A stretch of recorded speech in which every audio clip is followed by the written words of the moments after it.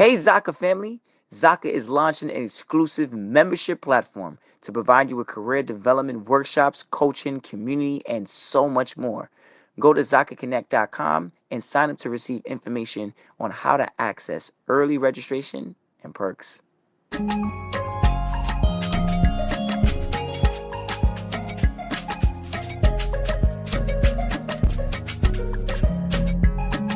Hello, everybody. This is Paul Herman, the Prince of Motivation and host of Zaka Presents My Journey.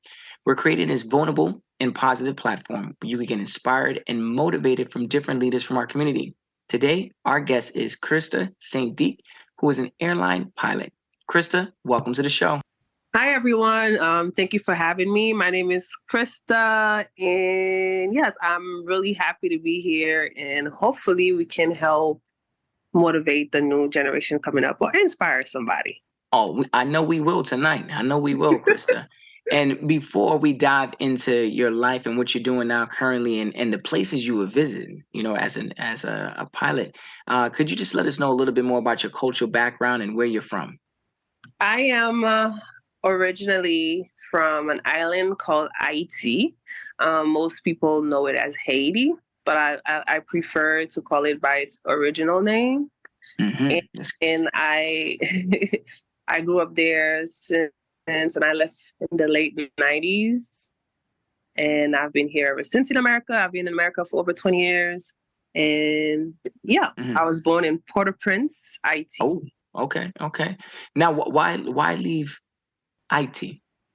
Okay, well, I didn't have a say in that.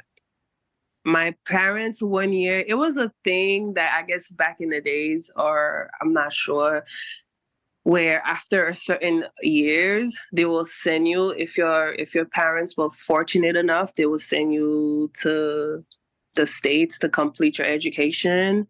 And it was just 1 year. My father told me, next year you move into the States, and I didn't have any say in whether or not I wanted or didn't want to go. But thankfully I did want to move, so we didn't have no clash on that. So yeah. And could you talk a little bit more about the culture of Haiti and like that upbringing? My culture is really, really rich culture. I really love my culture. My family specifically, well, Haitians in general, we are education means a lot to us. And so it's in every Haitian family, you will see that they try to implement, our families or our parents try to implement education from early on. And not saying that everyone gets the same level of education, but in every Haitian family, it's a very important thing. And as far as other parts of my culture, I grew up, thankfully I loved school when I was young. There was a couple years where I didn't really care for school that much, but it came back later on, like being a teenager or whatnot. Yeah. But my culture is, like I said, is very rich. We speak Creole and French in my island, and we I would say maybe about 50% of Haitians also speak English or Spanish. And oh, wow. Yeah. And also, so I've always wanted to, from when I was young, I wanted to learn English at a very young age. And I got good at English fairly quickly, even before I moved to the United States. We dance. I don't know how deep into the culture we want to go into, because our culture is very, very deep and very rich. One thing I say is we're the first island to gain our independence. That is correct. From the French, and we hold that very dear to our heart. Haitians are a very proud people, very resilient people, very caring, very loving, very strong. And then you want to go off. Come on now. Yeah, you better go off. Represent. Anybody listening right now. You want a Haitian on your team. You want a Haitian person on your team. I like that. You want a Haitian on your team. So when you talk about that and you talk about how rich it is and all the things that you just mentioned, first off, all beautiful things, right? When you moved here to the States, like, how hard was it for you to adapt to the new culture right? And like, what are some of the challenges you kind of faced during that time?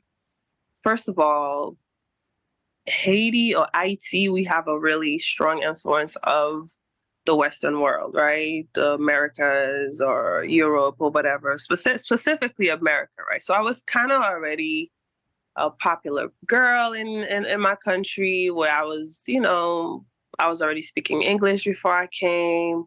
So when I moved to America, um, I started in a public school.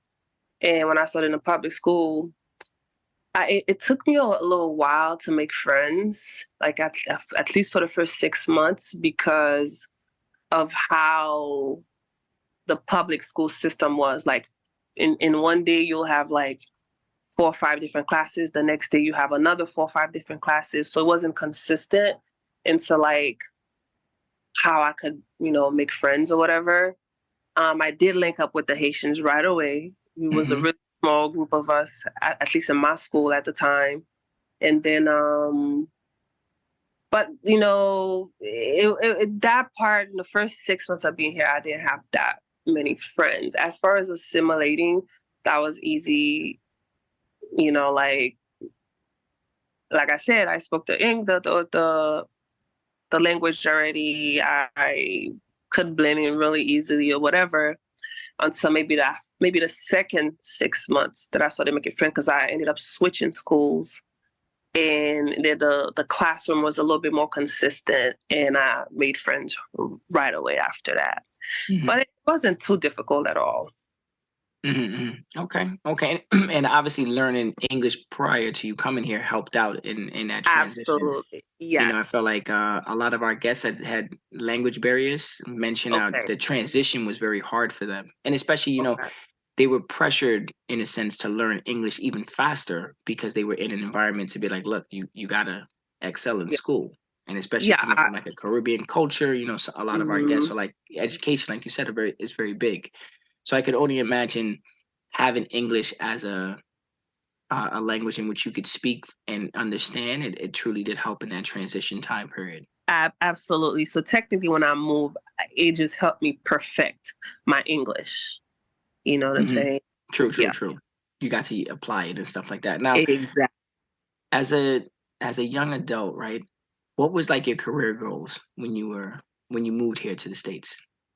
When I moved to the States, I wasn't sure exactly where I was gonna end up, but I've always, from a young girl, I've always loved the arts.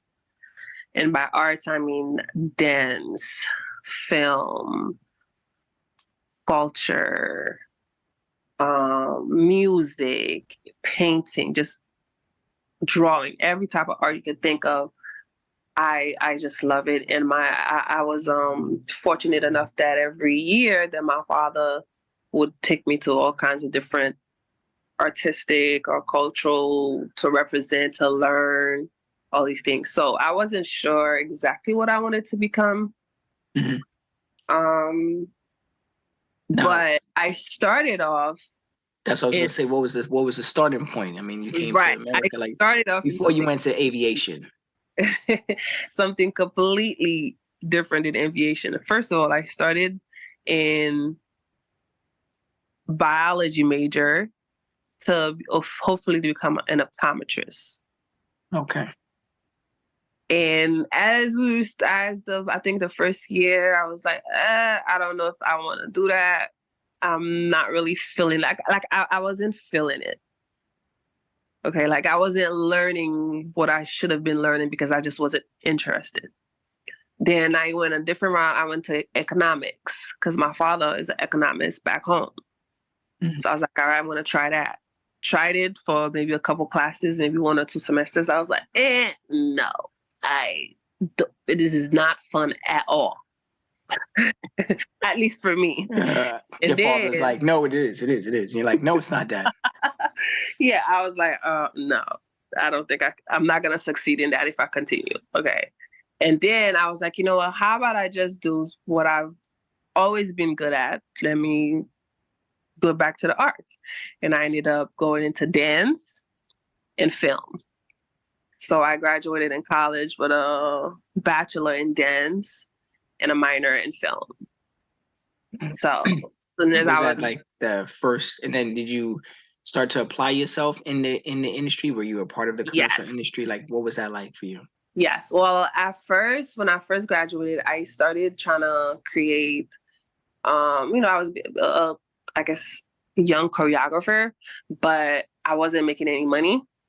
So immediately, maybe right after that, I kind of put them together anyways, film and dance. I just went in the film route completely after that. And I was a filmmaker, well, still is a filmmaker for 10 years later after that. I was working in strictly film business. And from film, I'm talking about from features, short films, documentaries, music videos, editing. I was in a small independent film company, so technically we have to do, when we come in this company, you have to learn how to do everything from editing, from Yeah, writing. juggling. I'm assuming that was like one of the obstacles, What do you mean? meaning to know all those things to be. Oh yeah, we had to definitely learn that. Oh, it wasn't easy. Yeah. Mhm. So like, Yeah. was that only the big obstacle, or were there other obstacles that you had to overcome during that Well, time I had being in entertainment? to, it was definitely an obstacle because it wasn't like a regular 9 to 5 job. So it was, we technically, what we used to call this, we ate off the fat of the land. So it's whatever we create, it's what we're gonna eat off of. So it's not like we're gonna get a paycheck every 2 weeks. So it's every time we create a film or a project, we sell it or we get investors to look at it, or get it in some sort of festivals, or that's the only way we eat. So that was very challenging moment, but at the same time, it was a very rewarding moment because I got to learn a lot about myself. I got to learn a lot about American culture. I got to learn, you know, how to I don't know, finagle, manage, survive, how to, Yeah, you know, hustle. I mean, that sounds like hustle. you Yes. said you said it. We're not going to eat if we don't sell this film right here. So There you go. I can So only imagine, and you're trying to feed a whole team. It's not like this is one person that put the film together. So it's everybody contributing, everybody, we helping. have to do that. And then so it's like, what I loved about it is the fact that I learned so many different skill sets. Right? I learned how to cast for my movies. I learned how to write for my movies. I learned how to edit my films. I learned how to shoot my film, how to catch my angles, so it just really heightened all your senses. And then and it's amazing to find out the things that you're capable of doing and the things that you're really good at that you had no idea. You know Mhm. what I mean? So, for example, editing, I didn't really like editing, but I was really good at it, for some reason.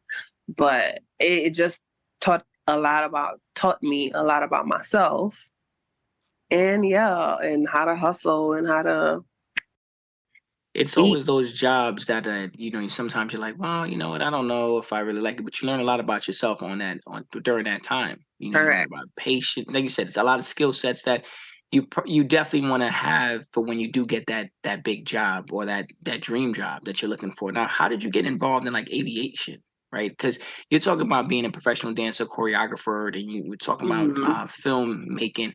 How does someone transition? And more importantly, why did you transition, from dancing and filmmaking? It seemed like you had a team and stuff. Why did you leave that? Well, I'm still with my team. Now aviation is primarily what I do.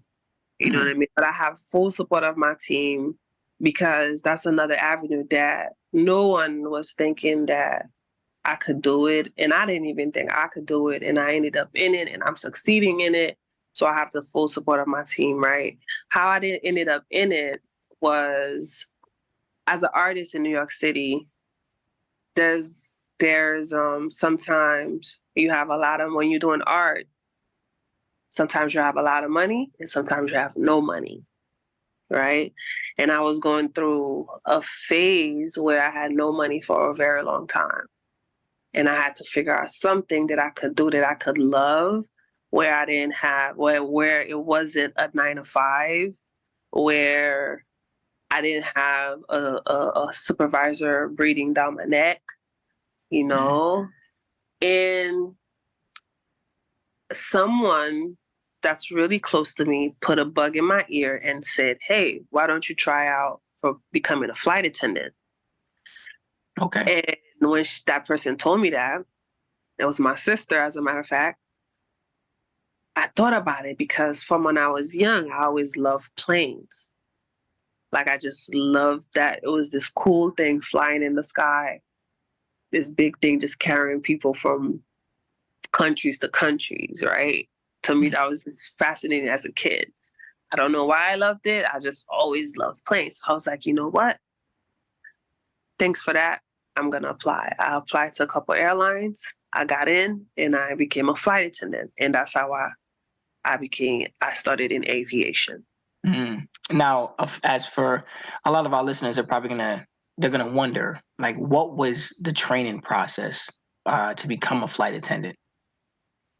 The training process to become a flight attendant. So flight attendants, we're trained for emergency purposes. We're trained to make sure we can evacuate an aircraft in 30 seconds or less, right? And to make sure our passengers Everybody off the plane, 30 seconds or less?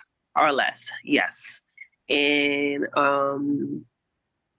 technically, and also to make sure that our passengers are comfortable, right? Sure. So the training at the time was really hard. Before I got into pilot training, I thought flight attendant training was really hard. So it was technically like a month training for my airline, and just every day learning drills, learning all the policies and procedures of your specific airline and regulations from the FAA and stuff, and so on and so forth. And when you finally get your certificate to become a flight attendant, then you're on probation for a year, where you have to follow all these regulations that you just learned for the 1 month. So everything is crunched up together in 1 month. Sounds like a lot of attention to detail. Very much so. And you're talking about the lives of the people on the plane. So you're talking about 30 seconds evacuation, So your attention to detail. So do you think that some of those skill sets that you learned from the filmmaking industry helping you with, like, for example, when you talked about the editing, was that like a skill set that transferred over to the flight attendant stuff? Yes, because everything I learned from it was just so outside of my comfort zone being a filmmaker that it translated in every part of my regular everyday life, because I know what I'm capable of. I know how to be with people. I know how to interact with people. I'm really good with people now based on what I used to do in filmmaking, right? I'm also, I would say, like, hey, even if I had like a small paycheck, I'm okay, because there are times that I had no paychecks. You feel me? Like, True. It definitely translated over, and I was just it just made it so much easier for me, and I didn't struggle as much as some of maybe my classmates and stuff like that. So. Now, when did you start thinking about being a pilot? What motivated you and inspired you to look into doing that? Okay, so when I was a flight attendant, maybe like a year and a half into it, I remember, I tell you, I love being a flight attendant because I'm really good with people. I love people, and I had the opportunity to travel the world, right? But I was getting bored in the back. I was getting bored. I used to rush to do, let's say, the service just so I can go play on my phone. It just, Oh, okay. You had to switch out. I had to switch because I wanted something more challenging. I wanted something to give my brain some action. I wanted to use my brain for something. And I felt like as a flight attendant, I didn't get a chance to do that. I wasn't doing that because it became the easiest thing I've ever done.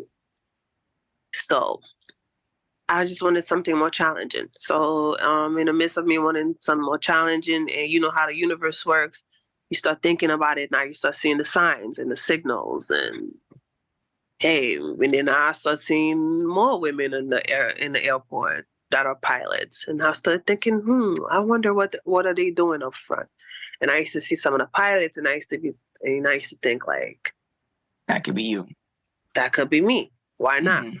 True. True. It seems like What's that was. different about right? What's different about them than me? Why they can do it and I can't? And we're going to talk a little bit more about like that experience of seeing, like you said, women pilots and just pilots in general. So we're going to talk about that in a few. But I want to know, like, what were some of like the sacrifices you made personally to become like a pilot? Like, obviously, you said like as a flight attendant, it became a little bit easy for you. Mundane, you were just going through the system, and you were like, huh, okay. And I know you said it was a very hard process at first with just trying to get in. But like, what were like some of those sacrifices as a pilot to get to Okay, be them? first of all, becoming a pilot is not easy. It's I can not. only It imagine. is the most, the hardest thing I've ever done in my entire life. Now, just because it's hard, I mean you can't do it though. You True. can definitely achieve it as long as you want it. You just gotta want it really bad and go for it. Have discipline, tenacity, and keep your eyes on the prize. So that's when I made the decision to move to Indianapolis because that's where my flight school was at. And to become a pilot, there's different steps, several licenses before you get to airline pilot. So first you have to become a private pilot, which you come from the street, and then they put you in a plane and you learn how to fly a plane. With passengers or just by yourself? No Or just passengers. like Okay. You can okay. have passengers once you become a private pilot, but you can have family with you, one or two people in a plane with you. It's like the small plane, maybe a 4-seater. I get you. Okay. And you become a private pilot. So that first license was the second hardest license to achieve for me. It used to be the hardest one until I went for the airline one. I thought it was the hardest one No, until I got to the airline. yeah, it's always like that. You're like, oh, Oof, this, I'm good over here. This was hard, but then you go to the next phase and you're like, oh, it's even harder. exactly. So I got the private pilot. That was really hard for me. Like I really was like, you know what? If this doesn't work out, I'm just gonna go back to return into a flight attendant, and I'm okay with it. God Because willing. it was working out. It's just that you wanted to challenge yourself a little bit more. It was really challenging and it's hard. And then whenever you put so much into it, you give it the best that you got, and you're not doing your maneuvers right within standard and stuff like that. You know what I'm saying? And there's no gray area in aviation. You have to do it within whatever standard that's set by the FAA. True, true. Yes, So I you could only have, imagine the amount of time you sacrifice to just even yeah, study and just yeah, mentally prepared to take the test, and the amount of yes. times you had to go up and go by yourself with that. Yeah. Yeah. And with each license, there's about 3, 4 different tests. You have a written test, you have several oral tests, you have stage checks, and then the final test is an oral and a practical test with the actual FAA, which is with an examiner that's designated by the FAA. And then once you pass that last one, then you get your license. So you get Okay. your private pilot license, then you go do your instrument. The instrument allows you to fly in the clouds. So as a private pilot, you cannot fly in the clouds until you get your instrument rating. So that's another set of studying, different set of regulations, different set of um, written tests and knowledge tests, practicals, stage checks, all of that. So once you get your instrument, now you can fly in the clouds with And all of this is for leisure. You cannot get paid. Just for, you can rent a plane out, and you can maybe bring a friend with you. You guys can split the cost, fly different places, and whatever. And if there's some type of cloud, you can actually fly through it. It You're able to do that. sounds like a fun lifestyle, just being able to pick up and just fly somewhere. You don't got to drive no more. You're like, no, let's just fly. Let's just get out of here. This sounds good. It's really cool. It's really cool. It's really cool as long as you're staying safe. True. That is true. You did mention something a little bit earlier in our conversation about just like walking around the airport and seeing more women pilot, right? Uh-huh. So like, could you talk a little bit more about that? Like, what is like the percentage of like women who are pilots? It's very low. It's very low. So we have the industry is made of 100% pilots. The percentage of women, I would say maybe 4 or 5% women, maybe. And why do you think that? It's not why do I think that. It's just statistics. No, I'm saying why do you think that is the case? Well, do you think that women are not just applying for it, or is it just like it's just the male dominant industry? It's a male dominant industry. Okay. Specifically a white male dominated industry. Yeah.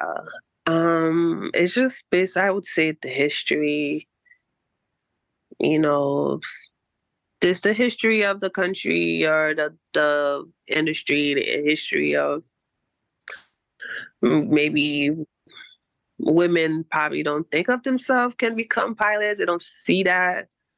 Or maybe there's a lot of women face, at least back in the days, face some sort of discrimination. They're not encouraged to go into that field.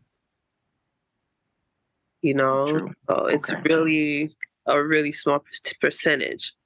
It is getting better now. You'll see more women pilot walking in the airports, but that's because now the airlines are doing literally doing an effort specifically to hire women. Now, when I say women, I mean all women. And it's an even smaller percentage of Black women pilots. So the percentage is 5% for women. For Black women, it's probably 1% or 2%.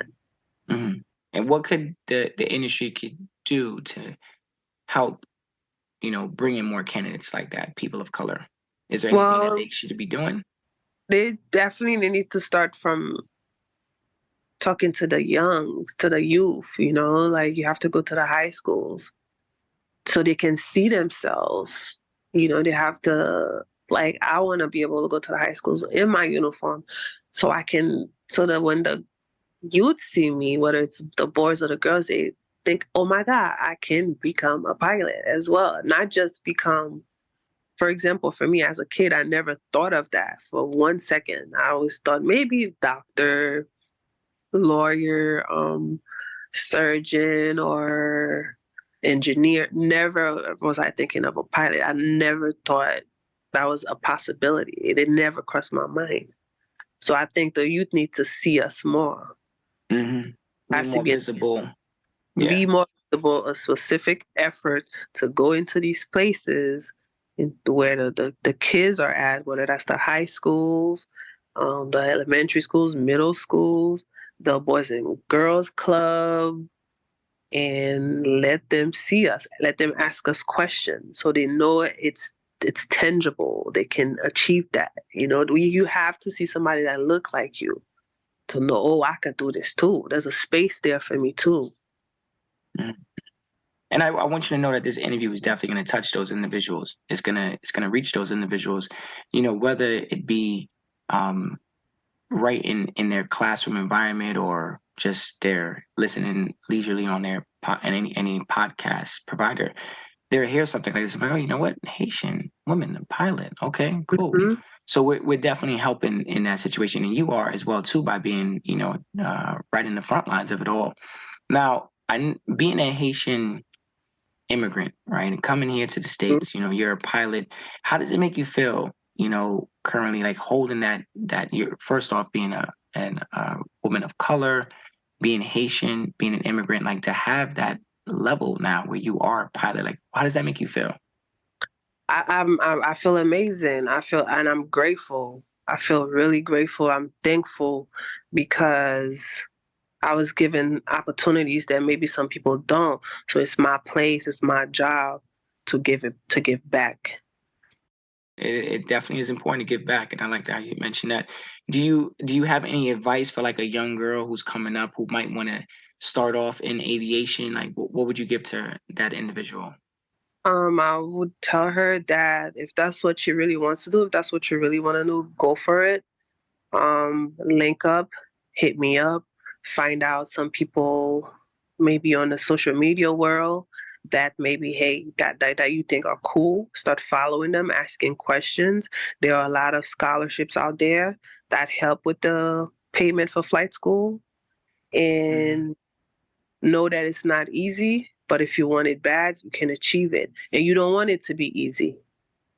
You don't want it to be easy. You want something that you're going to fight for every single day.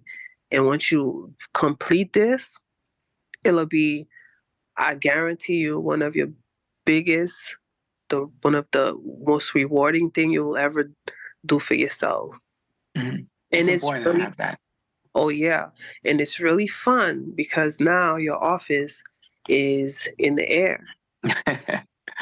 That is, yeah, and you get to look down on these nice little And the world sceneries. is beautiful from the Yes, top. yes. So with that being said, like, are you ever afraid to fly? Like, that might sound crazy, but to hop on a flight, you're in the air several times throughout the course of a week. Do you ever get scared of flying? Okay, I'm gonna tell you, when I first started that, when I was a student pilot, getting my private pilot license. Remember, I told you too, I forgot to finish it. You get a private pilot license, your instrument, then you get your commercial license. That's when you can start getting paid. And after your commercial, you got to get your multi-engine rating. That's when you can fly more than one engine, two engines. And after that, you got to build 1,500 hours to become an airline transport pilot, which is airline pilot, right? So you have all these steps before you become an airline pilot. When I was a student pilot, that means I was going for my private pilot. In the beginning, I'm not gonna lie, I was scared. There was some of these maneuvers I was like, I'm not doing I'll be watching movies and I'll be getting scared sometimes. I'm like, oh no, mm-mm. I was like, nope, I ain't doing it. And then my instructor, there was one maneuver specifically, it's called a steep turn. In the steep turn, you technically have to take the airplane and you have to bank it. Bank it means like you have to turn it 45 degrees and make a 360-degree circle at a 45-degree angle. So technically, one wing is all the way in the air, Yep. all the way down, and you have to do 360, and then you gotta maintain your altitude, maintain your airspeed, maintain everything perfectly. I didn't even care about none of that part. I just was like, what? 45 degrees? What? Oh no! And then you got people on the plane. You doing that too, right? So You it's like have got to keep them comfortable. And hey, guys, we're just gonna be going through some turbulence right now. I'm gonna take a little 45-degree angle right here, as you can Well, see on your usually left. that maneuver, well, you probably won't do that as much if you're an airline pilot, but you have to achieve that to get your first license, to get I your see. commercial license. You have to be able to achieve that. And to me, I felt like the plane was about to fall out the sky. And my instructor used to tell me, stop being scared. The plane ain't gonna fall out the sky. And I was like, okay, I'll try it. So that was one of them. When I became a flight instructor, so when I had my own students as a flight instructor, as a lot of time when you have the brand new students, it's not easy. Mentally, you gotta be on your P's and you gotta be on your A game because you have a person that's never flown a plane before, and you have to teach them how to fly the plane. True. So there was a lot of time, a lot of my students put me in positions where I was like, nah, we done for the day. It's not like a car, where you're like, oh, we're gonna park right now. No. Excuse me, I'm gonna be taking over right now. So exactly. you definitely a have lot of time I had to take over. Like, you know what? Let's try it again. Let's go land somewhere. Take a breather. And let's try this again. Well, you definitely having an amazing job. And I Thank thank you and I appreciate you for being, at the forefront of it all in regards to having more colored women being pilots, inspiring them. I know that's a very hard task to be a pilot, but on top of being a woman of color, being an immigrant and representing that community of people is a big thing. I think that you mentioned a lot of great things in the beginning of the interview where you talked about like the Haitian culture and all the things that it provides and why it's so rich in so much. And I think that you have definitely grabbed a lot of those things, not only from your parents, but also from your upbringing and also from your culture to make you the person that you are today. And I just got to commend you on all the stuff that you've been doing. I just want to say, is there any last words you want to kind of share with our listeners today? First of all, I want to say thank you for that. Okay, I appreciate those very, very kind words of yours. Thank you for having me on here. I'm grateful that we all are doing the work to spread the word out for everyone who's interested in becoming who wants to go into aviation. Period. That's another field for you that's out there that you can explore. That's different than anything you've ever done before, and you can make a lot of money as an aviator, as a pilot. You can make lots and lots and lots of money. So go for it, study hard, apply yourself, want it bad, and have fun. And I guarantee you, I promise you, you will not regret it if you give this a try and if that's what you want to do. Mm-hmm. So, and there's people out there, there's the resources are out there for us, for the youth, for the minorities as well, to support us, because like I said, a lot of times you'll go into your school, you'll be like the only minority there. So we have a pilot community, in whether it's Caribbean, whether it's Black pilots, whether it's women pilots, and we will support you for sure, 100%. There is a community of us that are there for that purpose, to support the youth that wants to go into a field or a space where they may not see anyone that looks like them. So, yeah. Well, Krista, thank you again. I just want to let the listeners know if you want to hear more inspirational stories like Krista, please check us out on ZakaConnect.com. Follow our social at Zaka Connect and follow our feed Zaka wherever you listen to your podcast.